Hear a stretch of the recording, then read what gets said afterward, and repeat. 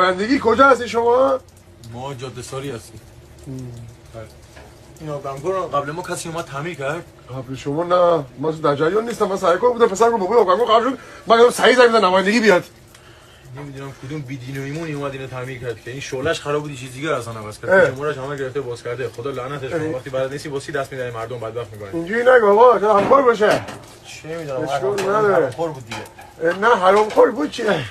اشکال الان این مشکل پیستونشه؟ آقا عبدالله این شعله‌اش خرابه. الان براتون سعی می‌کنم درستش کنم ولی خب اگه درست نشد 1% باید برای نمایندگی. شعله رفتی پیستون نداره نه؟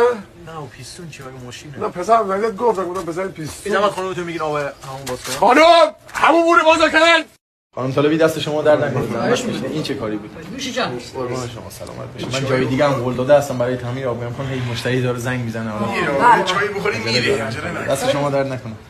اینم براتون درست کردم علی حساب یه چند ماهی براتون کار میکنه که خرج اضافه نداشته باشه. حالا اگه باز دوباره اذیت کرد شماره ما رو دارین. زنگ میزنیم میایم دستگاه رو میبریم نمایندگی براتون اونجا تعمیر اساسی میکنیم. دست شما نخور. قربان شما قربان شما. ان شاء الله دیگه خراب نمیشه ولی خب خراب بشه من خودم هستم. دستمالشورم. اینجوری همکاری باره. سلامتی سلامت. من سر کار بودم من پسر داده گفت بابایی آبگنگو خراب شد. من گفتم دیر میخوام دیگه مدام شما باشیم. مگر من مشکلشو میدونستم. زیر شعله یه پیستون داره، توی پیستون فنر داره. تو اون فنر یه آشار رو میذاری، پیچ دوسری رو در میاری، تمیز میکنی، جا میذاری، بالا شعله تمیز میکنی یا آب همون روشن میکنی، دوباره گرم میشه. درستم این چیزی نبود. این پیستون میدونی کجاه؟ فنر داره پیستون نمیگیم به شما.